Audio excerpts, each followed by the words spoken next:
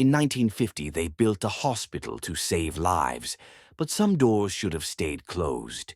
Yorktown Memorial, a place where the dead don't rest, where a nurse's guilt poisons the air, where a child's game never ends, and you're always it. They scream in the morgue, they pray in the chapel, and on the third floor, they're still waiting for you.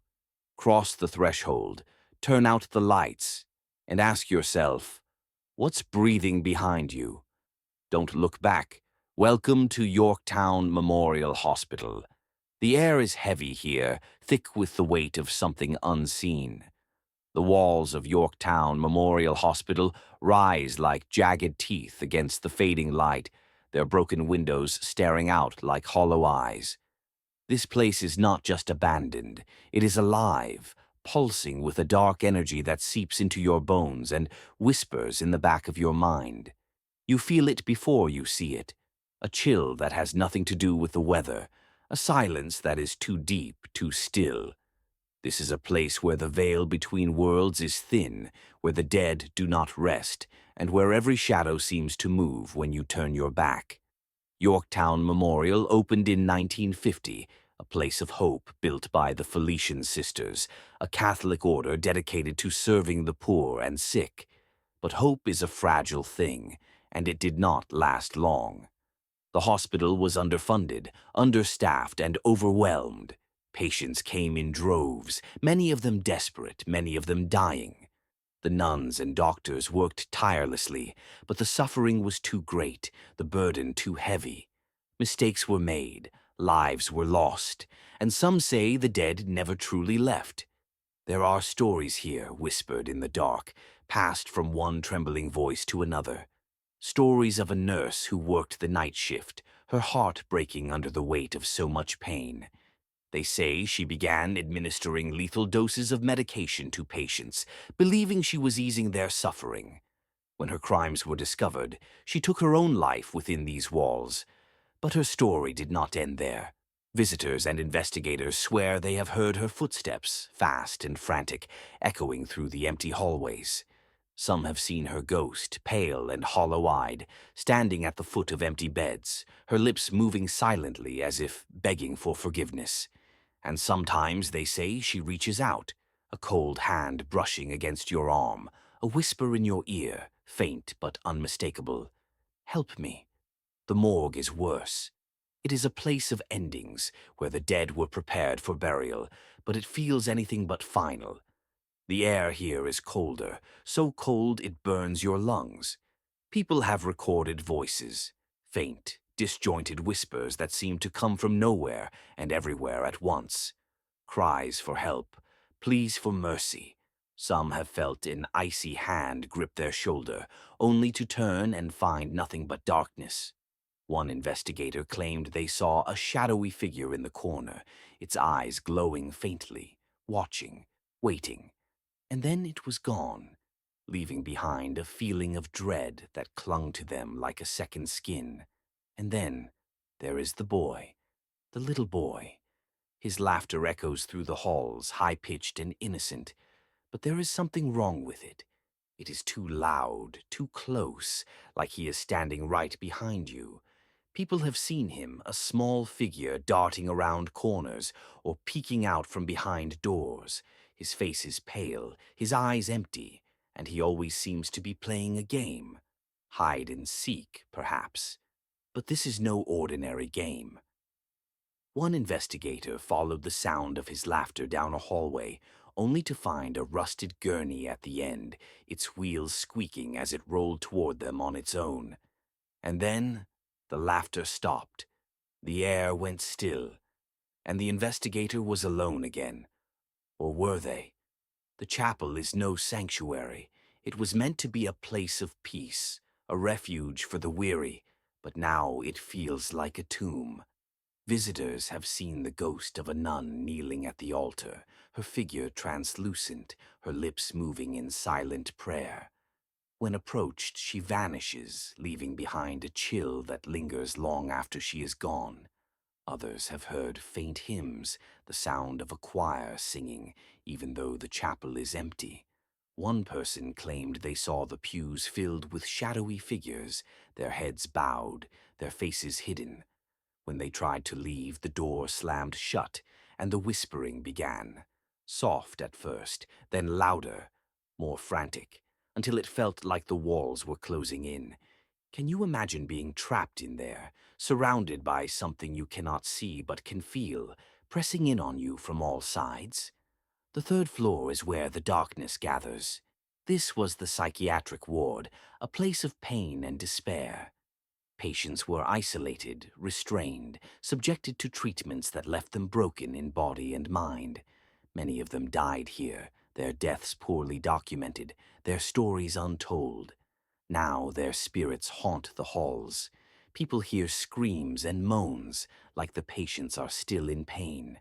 Shadowy figures pace the hallways or stand at the windows, staring out into the night.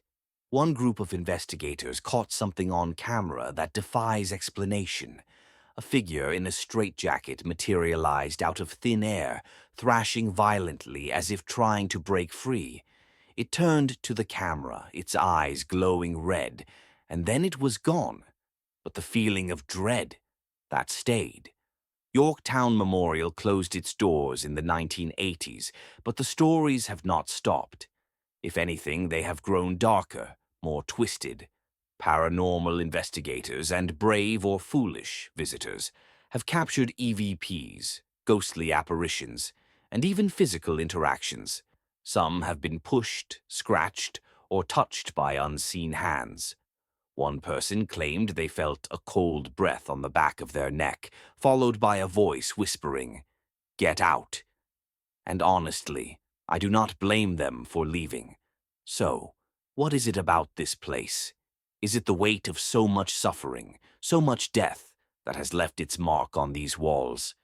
Or is there something else here, something older, darker, that feeds on the pain and despair? One thing is certain.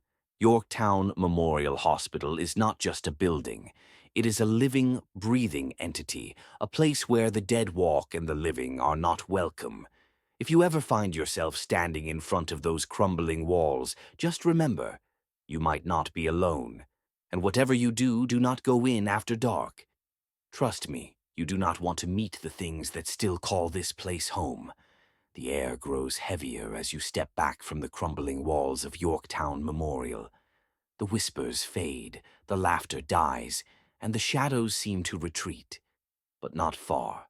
You feel it still, that unseen presence, watching, waiting. The hospital stands silent, its hollow eyes staring into the night, as if daring you to return.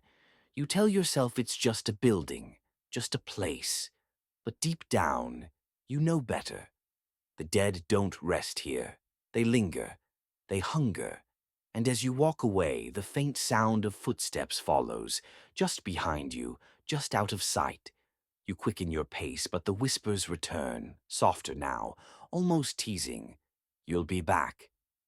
And the worst part, you know they're right. Yorktown Memorial doesn't let go. Not ever. Not completely. Sleep well, if you can. The next story starts in San Antonio, Texas, a city known for its rich history, vibrant culture, and ghosts. Right in the middle of it all stands the Alamo, a place where bravery and tragedy collided in one of the most famous battles in American history. But here's the thing. The Alamo isn't just a historic site. It's also one of the most haunted places in the country. And tonight, we're diving into the spine-chilling stories of the spirits said to roam these ancient grounds. So, grab a blanket, turn down the lights, and let's uncover the truth behind the ghosts of the Alamo. Let's set the scene. It's 1836, and a small group of Texian defenders, led by legends like Davy Crockett, James Bowie, and William B. Travis, are making their last stand against thousands of Mexican soldiers.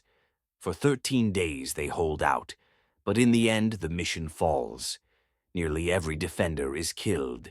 It's a story of courage and sacrifice, but here's the creepy part. Some say those soldiers never really left. Their spirits are still there, wandering the Alamo, trapped in the place where they met their end. Now, fast forward to today. Visitors, staff, and even skeptics have reported some seriously spooky encounters. Let's start with the Phantom Sentry. Picture this. It's late at night, the Alamo is closed, and the courtyard is eerily quiet. Suddenly, you see a shadowy figure walking along the walls. He's tall, wearing a tattered uniform, and carrying a musket. You move closer, your heart pounding, and he vanishes. Poof, gone. Who is he? Some say it's the ghost of a young defender, forever standing guard, unaware that the battle ended nearly 200 years ago. But that's just the beginning. Step inside the Alamo's chapel and you might feel a sudden, bone-chilling cold. Visitors have reported icy hands brushing their shoulders or gripping their arms. One historian swears he saw a translucent figure kneeling at the altar, head bowed in prayer. When he called out, the figure turned to him, its eyes hollow and empty, before disappearing into thin air. Yeah, I'd be running for the door, too. Then there's the crying woman. Late at night, a mournful wail echoes through the courtyard. It's the kind of sound that makes your hair stand on end. Some believe it's the ghost of Susanna Dickinson, one of the few survivors of the siege. She was forced to watch as her comrades were slaughtered, and her grief seems to have left a permanent mark on the Alamo. Her cries are a reminder of the horrors that took place here. And let's not forget the shadowy figures. These aren't your average ghosts. They're fleeting, almost like they're playing hide and seek. Visitors have seen them darting across the courtyard or standing in the doorways of the long barrack. One tourist even claimed to see a group of shadowy soldiers huddled together, as if planning their final stand. She tried to take a photo, but when she looked at her camera, the figures were gone. All that was left was an eerie mist. Spooky, right? But here's where it gets really intense. On certain nights, especially around the anniversary of the battle, people have reported hearing the sounds of clashing swords, gunfire, and men screaming in agony. It's like the battle is being replayed, right there in the courtyard. Some have even claimed to see translucent soldiers fighting, their faces twisted in pain and determination.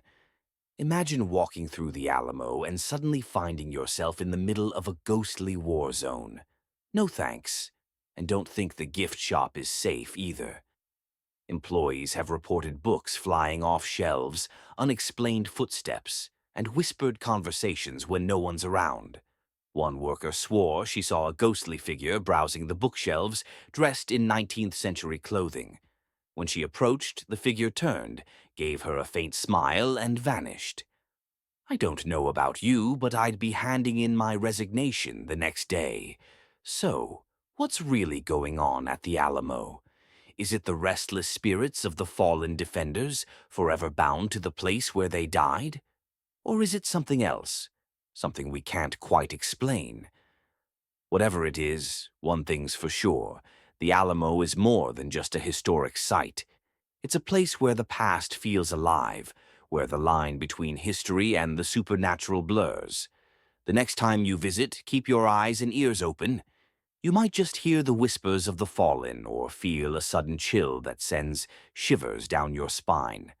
And if you hear the distant sound of a drum or see a shadowy figure out of the corner of your eye, don't panic. It's just the ghosts of the Alamo keeping watch over their eternal resting place. Sweet dreams, right?